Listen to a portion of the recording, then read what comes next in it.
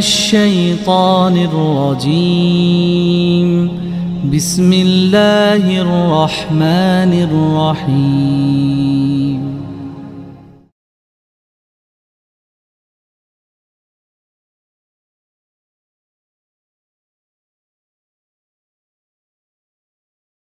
Hamdan wa syukran lillah, asyhadu an la ilaha illallah wahdahu la syarikalah, asyhadu anna Muhammadan abduhu rasuluh. Allahumma sholli ala Muhammad wa ala alihi wa sahbihi ajma'in. Amma ba'du. Hadirin, saya bertanya kepada Ustaz Yayat Ruhiyat. Saya bertanya kepada Ustaz Yayat, Ustaz, ada si A rajin ibadah tapi sombong, Ustaz. Dan ada si B yang baik sekali berbudi tapi ibadahnya bukan lagi tidak rajin, kadang-kadang jarang. Mana yang lebih buruk? Pertanyaannya, mana yang lebih buruk, si A atau si B? Nah, ini pertanyaan yang luar biasa. Jadi Ustaz, mana si A yang sombong padahal rajin ibadah, atau si B yang ibadahnya jelek tapi baik hati? Mana yang lebih? Ini pertanyaan saya kepada Ustaz Yayat. Ustaz Yayat menjawab, kata Ustaz Yayat jawabannya, yang paling jelek itu Anda yang bertanya. Loh, kenapa jadi saya? Saya kan bertanya A atau B. Ya, Anda yang bertanya yang lebih jelek karena Anda sudah mencoba menilai seseorang, dan yang belum tentu, yang rajin ibadah dan sombong itu belum tentu sombong terus, suatu saat akan dapat hidayah, dan yang jelek ibadahnya tapi baik hati, mudah-mudahan suatu saat akan mendapatkan hidayah untuk rajin ibadah. Jadi yang jelek siapa? Anda. Itu sadaya. Waduh. Oke. Kemudian ada lagi kasus lain. Ada seorang yang dengan tato di badannya, tapi dia belakangan, Bu Emma, rajin sholat, rajin ikut ngaji, Dokter Dele. Belakangan seperti itu. Kemudian dicari apa penyebabnya dia bisa taubat. Apa penyebabnya dia bisa menjadi seorang yang sekarang rajin ibadahnya, padahal sepertinya dulunya dia jauh dari kata-kata amal soleh. Ternyata dia punya kebiasaan dan dia sangat terbiasa begitu mencintai ibunya, dan ibunya dia rawat, padahal adik kakaknya banyak tapi dia merawat ibunya di tengah-tengah kondisi seperti itu. Oh, ternyata kebaikan dia kepada ibu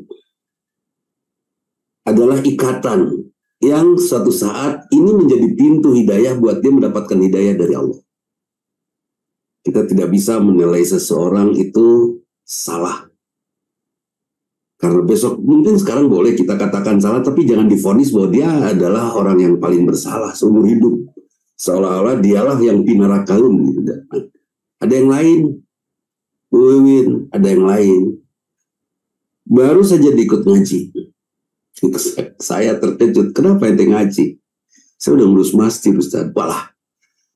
Dan baru ada kabar bahwa Ustaz ngaji di sini, jadi saya ikut ke sini. Berapa lama sudah ikut ngurus masjid? Udah 2 tahun lah. Kok bisa sih? Dulu Anda pengedar kan, pengedar narkotik. Ya. Akhirnya saya tanya satu hal, gimana Ibu? Udah lama Ibu nggak ada. Oke. Gimana sholat? Apakah Anda baru sholat 2 tahun? Wah, kalau sholat mah enggak lah. Meskipun dalam keadaan mabok, saya nyengeng sambil nyender di tembok, saya sholat. Yang pasti sholatnya nggak diterima. Kan la taqrabus sholah wa antum sukar. Jangan mendekati sholat dalam keadaan mabuk sampai kamu mengerti apa yang dibaca. Artinya kita juga kalau belum mengerti apa yang kita baca dalam sholat, mungkin mudah-mudahan sih kalau kita diterima ya, artinya karena kita tidak sengaja. Dan kewajiban kita untuk memahami arti sholat. Ternyata dia sholatnya maksa yang oleh semua temannya saat itu, dia diledek, sholat kamu kan diterima. Aduh. Emang gitu-gitu ledekannya dari teman-teman? Ya, sholat kamu akan diterima. Oke, terus ya saya terusin sholat. Pernah saya pulang agak malam dan saya susah tidur, terus azan subuh, saya sholat sambil nyender di tembok karena pasti jatuh kalau nggak nyender. Dia berdiri nyender dan dipaksa sholat dan pasti apal tete bacaan ting bener ting te cina bacaan pun penting sholat, dia bilang begitu. Oke. Sholat yang terus dijaga oleh Allah di tengah-tengah kacaunya dia, ternyata itu Ustaz Yayat adalah gerbang, pintu untuk masuknya hidayah pada masa berikutnya. Subhanallah. Dan ada beberapa kasus lagi yang seperti itu. Buruk orang 199,9%, hanya ada 0,01% yang baik. Yang ini dijaga oleh Allah. Ada preman rajin sodako, ternyata juga akhirnya dia insaf. Rajin, termasuk sodako ngasih uang buat orang, buat temennya yang pengen mabok. Sodako nutup beres pisan, tapi itu berbuat baik. Allah tidak nerima, dosa malah. Tapi berbuat baik keluar dari hatinya. Nah, orang-orang yang zalim, mudah-mudahan tentunya kita berharap mendapatkan hidayah dari Allah Subhanahu wa Ta'ala besok lusa. Dan ternyata kita saja ya Ustaz Yayat, ya saya lah paling tidak merasakan betul di tengah saya memahami al-Islam, ternyata saya tidak memahami bahwa al-Islam itu sebagai hidayah, tapi masih sebagai ilmu pengetahuan. Seperti pernah saya sampaikan di sini, Dudi, sudahkah Dudi yakin Allahu Ahad? Oh sudah. Buktinya apa bahwa Dudi yakin Allahu Ahad? Aduh, apa ya buktinya? Ya udah, Allah satu enggak. Saya membuktikan Allahu Ahad dengan cara saya hanya akan bergantung kepada Allah saja, Allahus Samad. Kenapa Allahus Samad? Kepada Allah bergantung? Ya, saya bergantung kepada Allah karena Allah tidak seperti manusia. Kalau saya bergantung ke Ibu Hedi, ya, suatu saat Ibu Hedi pergi, udah lewat. Saya bergantung kepada Dokter Dele, suatu saat Dokter Dele hilang, sudah. Saya bergantung ke Ustaz Yayat, suatu saat Ustaz Yayat hilang, sudah. Saya bergantung kepada penguasa, sebut sajalah, kepada presiden. Oh, saya bela betul presiden saya ini. Suatu saat dia lengser, sudah lewat, kan itu. Allah itu tempat saya bergantung karena Allah lam yalid walam yulad. Allah tidak seperti manusia yang melahirkan atau yang dilahirkan. Beda sekali. Walam yakul lahu kufuwan ahad. Dan Allah juga tidak sama dengan benda-benda lainnya yang ada di semesta ini. Kalau saya bergantung kepada bahan bakar minyak, suatu saat bahan bakar minyak hilang, repot itu. Saya bergantung kepada air, suatu saat air hilang, repot itu. Sampai filosof mengatakan pantarei, kan, segala sesuatu dimulai dari air. Waduh, padahal buat kita yang al-awwalu itu Allah, segala sesuatu dimulai dari Allah, bukan dari air, ya kan?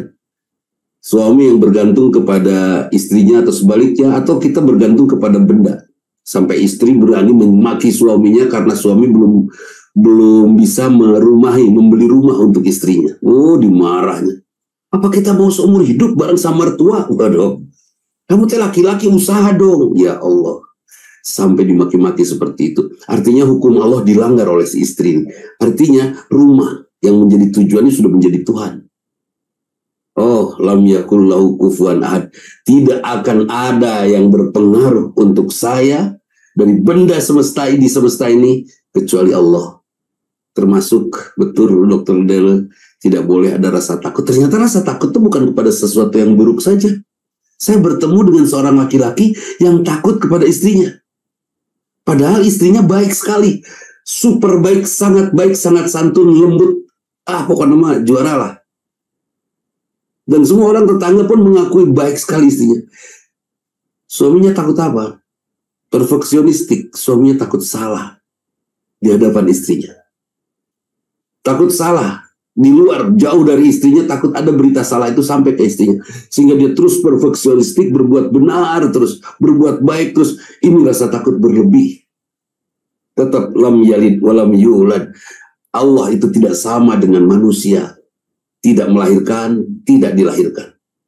Beda, sangat beda.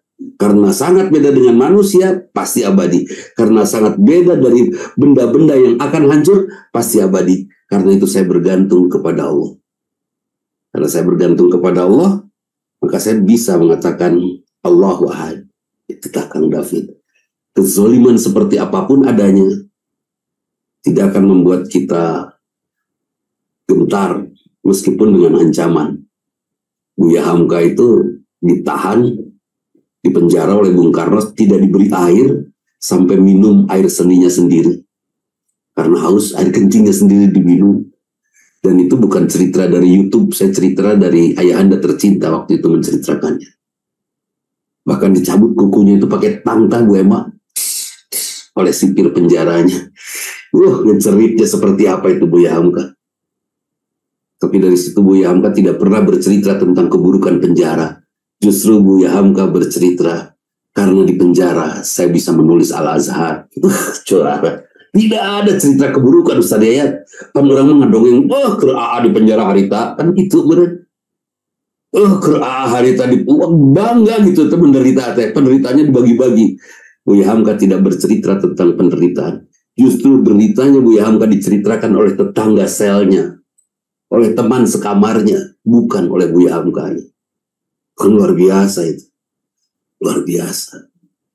Buya Hamka tetap menegakkan kebenaran di tengah kezaliman saat itu.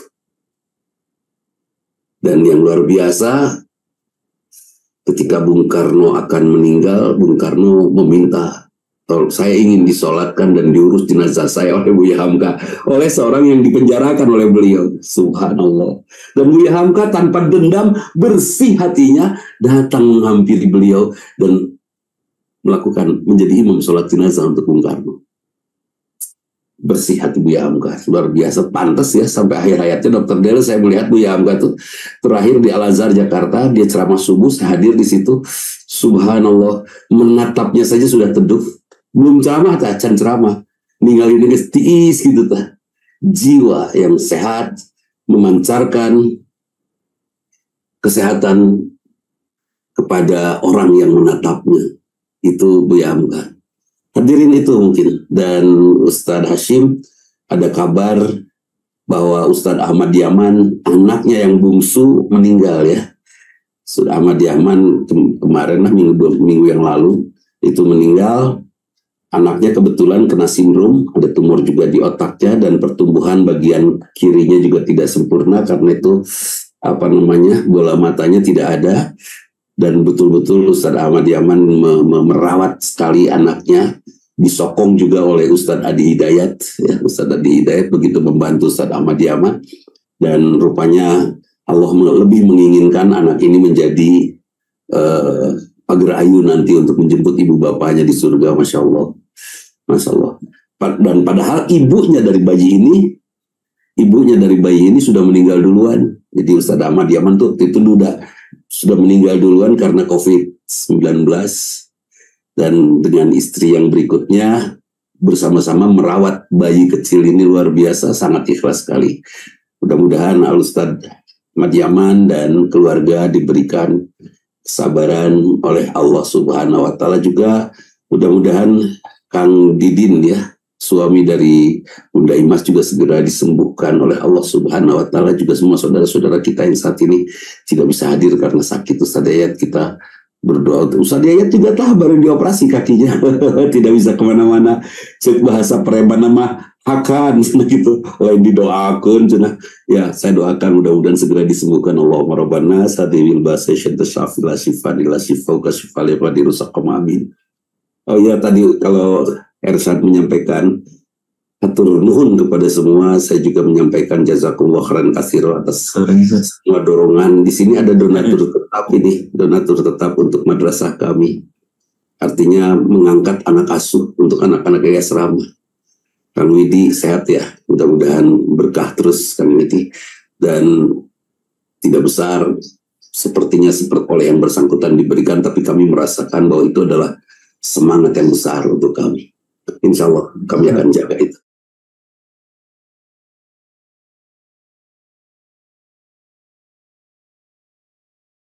Sahabat, kenapa ya Allah tadi Ustaz Dayat memberikan jawaban pertanyaan yang selama ini saya tanyakan. Kenapa tidak disebut nama asli dari Abu Lahab? Tabat yada Abi Lahab. Atau kenapa tidak Allah sebut nama asli dari Fir'aun? Ustaz Dayat mengatakan untuk wawasan sekian ribu tahun ke depan bahwa Abu Lahab yang lain akan banyak hadir. Kalau disebut namanya mungkin hanya dia aja yang dolim teh seperti itu. Tapi karena disebut gelarnya, maka orang yang bergelar Abu Lahab itu bisa saja Dudi Mutakin, bisa saja David Dailani, bisa saja Pak David ya, bisa saja Siswa Suroyo, bisa saja Widi Syahid Jaman, bisa saja. Tapi nauzubillah min dzalik untuk kita. Yang jelas gitu. Ya. Nah, kenapa tidak disebut wa mur'atuh tidak disebut namanya ya Ummu Jamil? Kenapa? Karena akan ada wanita-wanita lain yang seperti itu. Kalau disebut namanya nanti yang lain nggak akan kena kepada itu. Itu dari sisi pengamatan kosakata. Saya selama ini Kang Didin saya melihat dari sisi lain. Luar biasa berbudinya Allah. Sampai bercerita tentang keburukan orang pun Allah tidak sebut nama aslinya. Juara itu. Hari orang pan genre eta teh. Tidak disebut nama eta Lumina yang rumahnya dibelokkan yang pagar putih yang tinggi. Nah, eta ibunya yang di situ tidak disebut nama tapi jelas datana. Seperti itu. Jangan. Allah saja tidak nyebut nama Bu Anita. Iya kan? Kenapa kita harus sebut nama banyak orang? Masya Allah. Saya sering mengucapkan nama itu. Astagfirullahalazim. Kemudian tadi yang muktasid. Orang yang muktasid itu tengah-tengah. Dia lakukan cukup kewajiban saja dan umumnya kita seperti itu. Ngalah selamat ya. Dia pengen selamat berbisnis di dunia ini tapi juga pengen selamat di akhirat. Akhirnya dia tinggalkan sibuknya sholat duhur hanya untuk melanjutkan bisnisnya. Ustadz Dayat suatu saat sedang sholat duhur. Kebetulan rumahnya kan berhadapan dengan masjid. Pas sholat duhur di rokaat sholat ba'da duhur, baru rokaat pertama baru takbir, tiba-tiba ada motor datang. Ustaz Dayat kenal betul suara motor itu. Tet, kenal betul klaksonnya. Terus dia teriak, Ustad, kemana Ustad teh? Ustad, ini saya mau bayar hutang nih. Kemarin kan saya pinjam 15 juta. Sekarang saya mau kembali ini 20 juta. Ustad, nggak keluar aja kan karena lagi sholat. Ya udah Ustad, saya simpen di meja ya uangnya ya. Hati-hati Ustad, kucing. Kira-kira eta sholat rawatibna ba'da duhur ngebut moal Ustad. Moal sholat.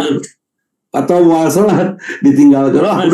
Batalkan heula ngambil dulu uang daripada kucing. Pertanyaannya Kang Didin, Kang Handoko, pertanyaannya Ustaz Dayat saat itu sedang memuliakan Allah atau sangat merindukan uang? Saya pikir kalau kita memuliakan Allah, kita akan merindukan Allah, tidak akan merindukan uang. Ibu Emma ngasih sama saya uang 50 juta kan? Pas ngasih sama saya uang 50 juta, Ustaz nih syukuran saya nih. Kemarin saya sudah alhamdulillah panen ikan di mana? Di pantai selatan. Waktu itu mulai panen ikan ngarawu itu di laut. Alhamdulillah banyak ini. Oke. Setelah saya dapat uangnya, kira-kira saya ucapkan alhamdulillah nggak? Agak kencang alhamdulillah. Alhamdulillah Ibu. Jazakumullah khairan katsiro. Luar biasa alhamdulillahnya. Tapi kalau hari itu, saat itu, jam itu Ibu Emma tidak memberi saya uang, biasa saja, ngobrol biasa saja. Kira-kira saya ngomong alhamdulillah nggak? Ya, jadi siapa yang alhamdulillah, Allahnya itu siapa? Segala puji bagi uang. Nah ini hati-hati. Kenapa orang tidak melaksanakan sholat sunat? Yang sunat-sunat kenapa? Saya yakin Pak David Dailani mungkin karena dia belum kenal Allah. Kalau dia sudah kenal Allah, saya yakin dia akan berulang-ulang dan mencari-cari. Bahkan pertanyaannya kepada saya bukan begini, Ustadz boleh nggak? Saya ini sangat sibuk Ustadz. Jadi saya tahajud hanya bisa 2 rakaat dan witir 1 rakaat. Sah nggak Ustadz? Bingung pan ngejawabnya. Saya nggak pernah menjawab sah atau tidak. Saya menjawab Rasulullah selalu 8 rakaat untuk tahajud dan 3 rakaat untuk witir. Dan dia gak berani nanya lagi. Selalu saja mencari mana yang paling gampang. Kan itu ya. Bukan mana yang terbaik. Siapa yang sabiquna khairat ya, orang-orang yang sangat menginginkan kebaikan, orang yang tingkat primer kebaikan. Ya, memburu kebaikan. Siapa? Mereka yang takut nggak sempat lagi mendapatkan ridho Allah.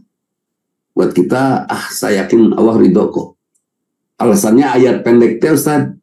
Fama ya'mal mithqala dzarratin khairan yarah. Tanya Ustaz Asep Joli.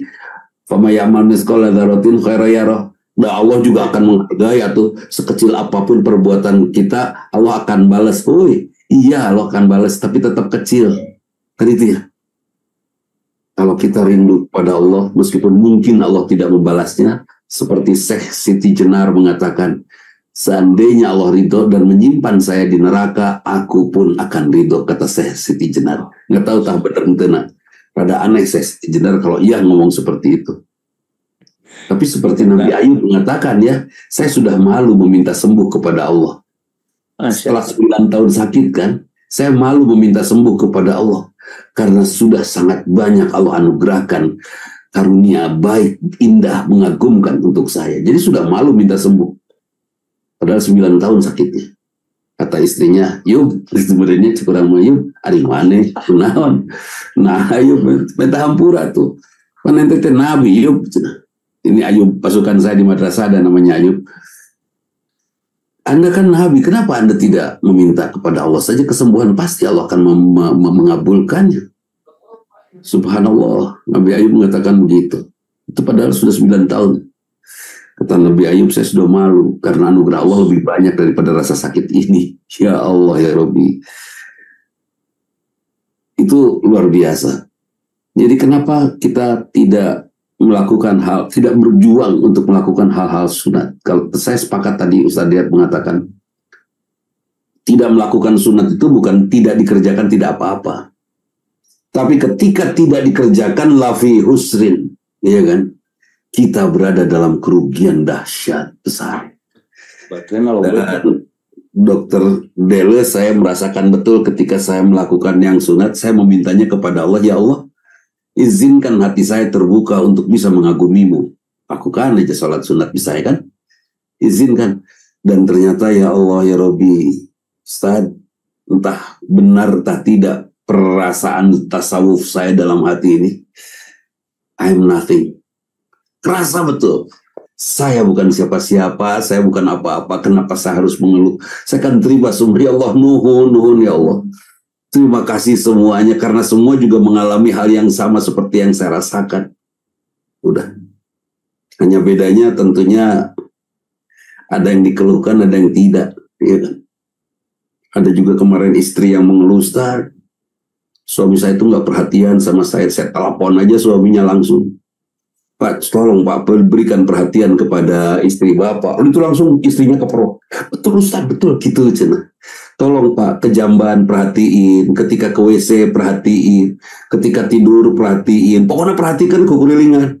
Ustaz atulah gitu-gitu, pokoknya perhatikan. Akhirnya dia ngerti bahwa ternyata kalau suami sibuk memperhatikan istri, kapan suami cari nafkah? Ya kan? Suami ngerti dong, kalau saya kan udah menyusui, cuci piring ini, oke. Tuh suami membantu semua kerjaan istri insya Allah, tapi punten kalau penghasilannya jadi kurang banyak, kan gitu ya.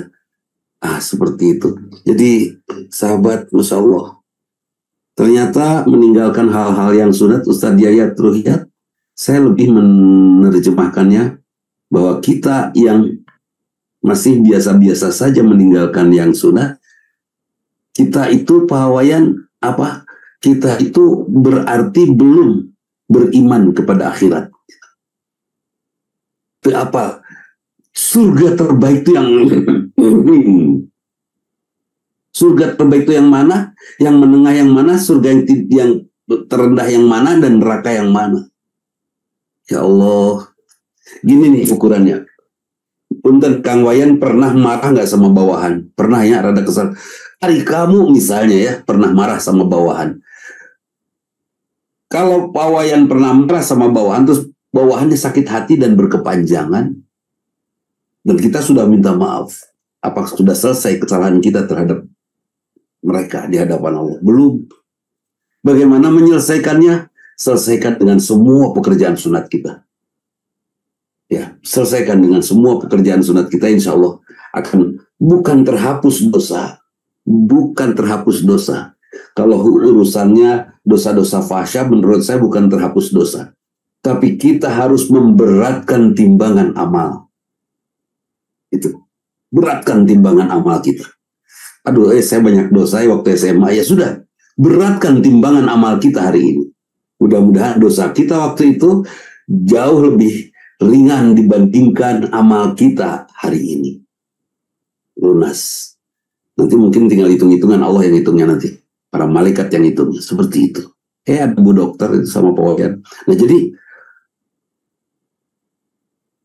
kenapa kita tidak melakukan yang sunat? Karena kita tidak tahu ada neraka.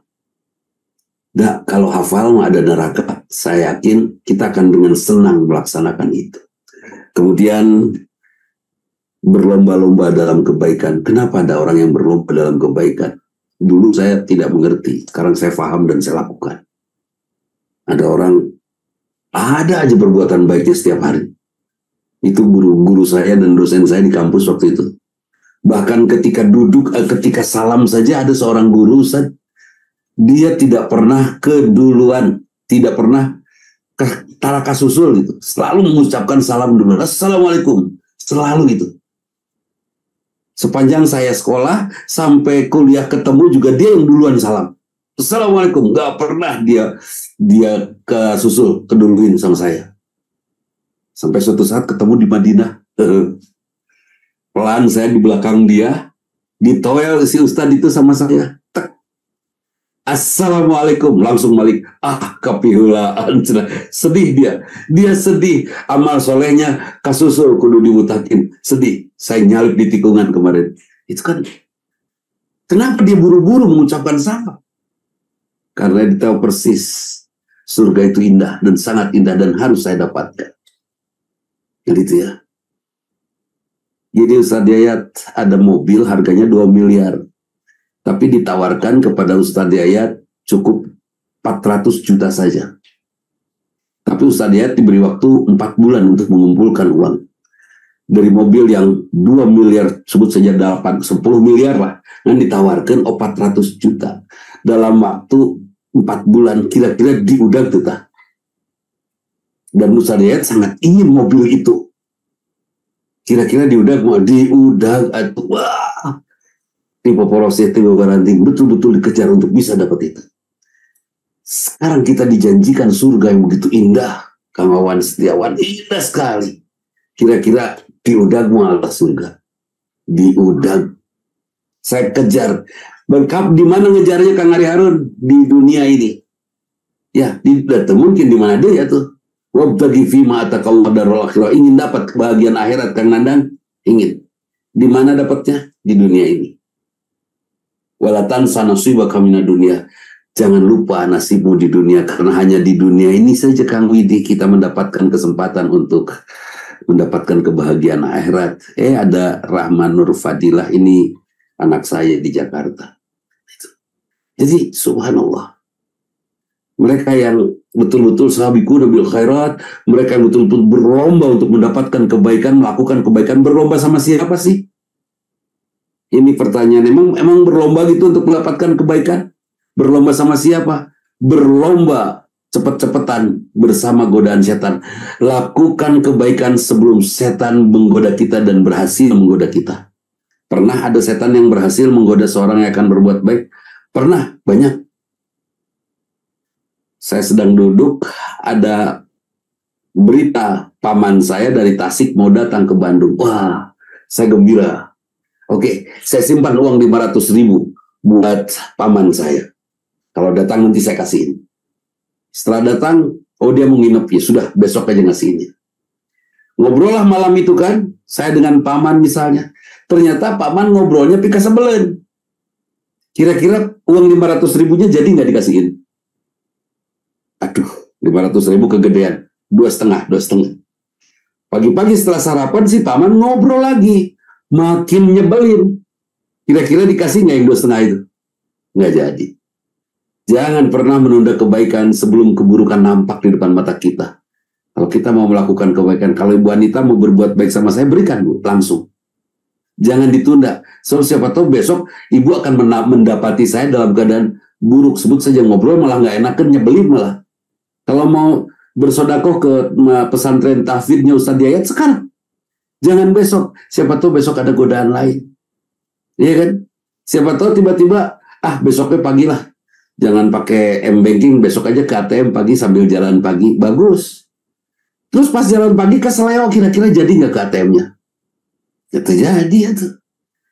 Pas sabiquna bil khairat, mereka yang berlomba-lomba dengan kebaikan adalah mereka yang berlomba melawan dan berlari cepat dengan godaan setan. Siapa cepat, dia sukses. Kalau setan yang cepat, sukses, kita kalah. Bangun subuh saja. Bangun subuh, aduh, ya, azannya belum selesai. Pas la ilaha illallah, ke sholat sunat hela, kan itu ya. Biarinlah nanti orang-orang lagi sholat sunat dulu sebentar. Bangun-bangun jam 10 siang. Siapa yang sukses? Setan, laknatullah. Ya kan? Kita berlomba melawan godaan setan. Kenapa seperti itu? Karena memang subhanallah, karena memang setan tidak suka pada kita. Dan kita sangat penting merasa betul bahwa surga itu sangat luar biasa. Dan tadi Ustaz Yayat mengingatkan. Apa tadi? Sholat subuh, siapa tahu qobla subuh ini adalah qobla subuh yang terakhir. Itu bahasa Ustaz Yayat top. Bahasa saya tempo hari di Zoom ini saya mengatakan begini, kalau Allah manggil kita untuk menghadap kepadanya pada saat subuh, temui sekarang, karena waktunya hanya itu. Kalau kita tidak temui panggilan Allah, kita tidak akan jadi menteri. Gitu tak. So, Ustaz Yayat dipanggil sama presiden, sahabat presiden nama. Untuk dan tahu bahwa presiden sesudah terpilih tidak ada yang dipanggil kecuali akan jadi menteri, kan itu. Tentu saja dipanggil oleh presiden. Kira-kira langsung melenyang atau ditunda. Kebetulan Ustaz Yayat punya agenda pengajian opat 2 hari itu teh, dan ke Jakarta mungkin butuh waktu 2 hari. Kira-kira pengajian dipanggil oleh presiden, pengajiannya dibatalkan atau dilanjutkan. Tapi kalau Ustaz Yayat saya ajak, Ustaz, pengajian ntar di Bandung lah. Ustaz Yayat nggak berani tuh ngebatalin yang 4. Tapi kalau dipanggil presiden, saya yakin duluan. Nah, ini dipanggil oleh Allah persis pada saat subuh. Kita akan bergegas untuk menemui Allah, pasti itu. Ya kan? Ya seperti kita di sini Ustaz ya. Ustaz Yayat 2 minggu yang kemarin, Sabtu kemarin kita tidak on air, tidak ada di Zoom karena semua sibuk di madrasah kemarin. Nah, minggu sebelumnya saya pernah sampaikan ya kan, bahwa di Madinah itu Kang Widi Syahid ada raudhah. Semua orang ingin dapat kesempatan untuk duduk, sholat, berdoa, wirid di raudhah. Raudhah itu taman surga, berada antara rumah Nabi dan mimbar Nabi, antara rumah Nabi dan masjid. Ternyata ada raudhah yang lain, Kang Widi. Di mana? Di majelis ilmu. Bisa raudhah virtual seperti sekarang, bisa raudhah betulan di majelis ilmu. Dan siapa orang yang orang yang tahu persis tentang akhirat? Bagaimana caranya supaya kita tahu persis tentang akhirat? Wa'bud rabbaka hatta ya'tiyakal yakin. Beribadahlah kepada Allah sampai datang kepadamu keyakinan. Ibadah aja. Nanti Allah akan menunjukkan kepada kita. Tahu-tahu yakin aja. Tidak usah latihan, bereng aja ibadah. Tapi saya merasa hampa ibadah, itu godaan setan, bisikan setannya itu. Tapi saya merasa itu bisikan setan. Kalau bisikan manusianya umumnya dalam urusan-urusan fasa ya. Seperti saya mau senyum, saya lagi jalan nih sama Pak Andoko. Saya lagi jalan sama Pak Andoko, pas mau senyum sama teman saya, Pak Andoko langsung sikunya kena ke tangan saya. Jangan kasih senyum. Itu yuwaswisu fi sudurinas minal jinnati wan nas. Manusia juga menggoda kita. Nah, jadi ibadah sajalah, ibadah saja. Terus gimana caranya ibadah? Ya belajar terus. Saya punya bahasa yang sama dengan Dr. Dewi seperti tadi yang Ustaz Yayat sampaikan. Siapa di antara kita yang paling tua? Saya yakin bukan Prof. Azali. Saya yakin bukan Pak Rusli Sikumbang. Saya yakin bukan Pak Syamsuddin. Saya yakin bukan Pak David. Saya yakin bukan. Bukan Pak Ari Harun, bukan Mang Ian, bukan Kang Wawan, bukan. Siapa yang paling tua di antara kita? Yang paling tua di antara kita adalah yang paling sedikit membaca buku dan mencari ilmu. Dan siapa orang yang muda? Orang yang masih terus membaca dan mencari ilmu.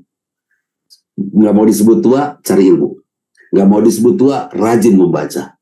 Kita lihat, meskipun umurnya baru 25, kalau sudah malas baca, sudah malas cari ilmu, sudah dipastikan dia tua bangka. Nah, setuju ya Pak Rusli ya, setuju ya, kita masih cari ilmu ini. Dan ilmu apa namanya, majelis ilmu disebut juga dengan apa namanya, dengan raudhah, dengan raudhah. Dan alhamdulillah Pak Wayan kita sedang berada di raudhah ini. Raudhahnya Pak Wayan sekarang di Garut, sedang sosonoan dengan Bu Dokter pasti. Oh, Bu Dokter, Bu, oi, karena ulangnya Bu Dokter. Ya, mudah-mudahan Allah ridho lah pada kita. Mangga Irsan.